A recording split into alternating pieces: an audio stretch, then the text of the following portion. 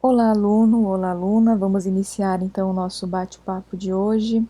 E o tema que eu trago para vocês é conhecendo a célula. Vamos lá, então? As plantas, os seres humanos e os outros animais são formados por muitas células e por isso são chamados de seres multicelulares, também conhecido como pluricelulares, né? Calcula-se que no corpo de um ser humano adulto, né, haja em média cerca de 30 trilhões de células. Mas existem também seres formados por uma única célula, que são os chamados seres unicelulares. Nessa imagem, então, nós temos o que? A imagem de uma ameba, né? Vista a um microscópio eletrônico, que é um microscópio mais potente, tá? Nós vamos falar daqui a pouquinho de microscópico, mas esse aqui ele tem uma potência maior, né? Podemos dizer assim, tá? Então vejam bem, a maioria das células mede menos que a 10ª parte de 1 milímetro.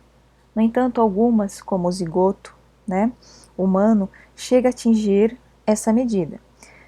Para quem não se lembra ou não sabe o que é zigoto, o que é? Aquela célula que surge depois da união do gameta masculino, que é o espermatozoide, com o gameta feminino, né? Eles, que é o óvulo, eles se encontram e dão origem a uma nova célula que vai originar todas as células do novo indivíduo, ok? Então, o zigoto é essa célula após o encontro dos gametas.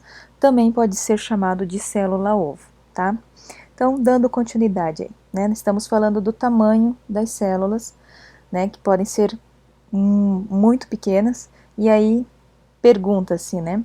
Como é possível estudar estruturas tão pequenas como as células?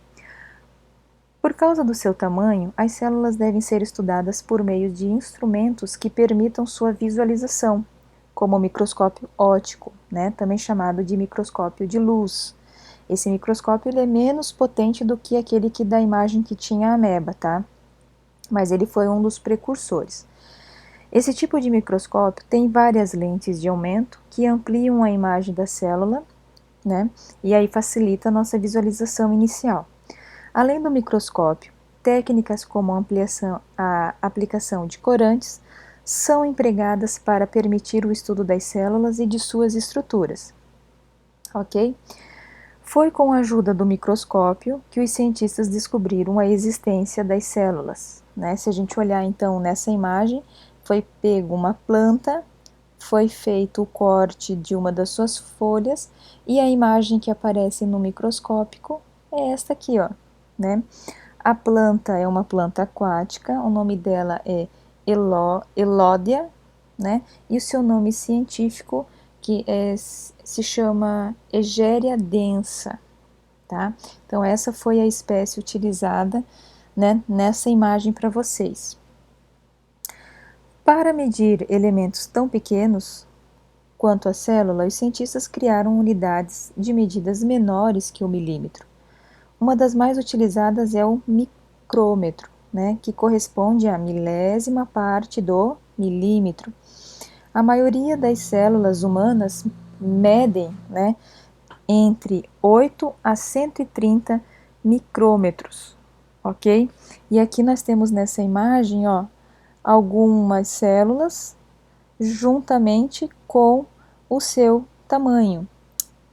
A ameba, 500 micrômeros, o óvulo, 130 micrômeros, a célula da pele, 30 micrômeros e uma hemácia, né, que é uma célula do sangue, tá? 8 micrômetros. E temos aqui, que eu não havia mostrado ainda, ó, um espermatozoide, 60 micrômetros de comprimento, ok? À medida que progridem os estudos sobre a célula, descobriu-se que ela se alimenta, que ela cresce e realiza as diversas funções fundamentais para a manutenção da vida. A célula passou então a ser considerada a menor parte viva de um organismo, ou seja, é a unidade estrutural e funcional, né, da vida. Para conhecimento de vocês, né, o ramo da biologia que estuda as células é denominado citologia, ok? Fico por aqui e aguardo vocês aí numa próxima oportunidade.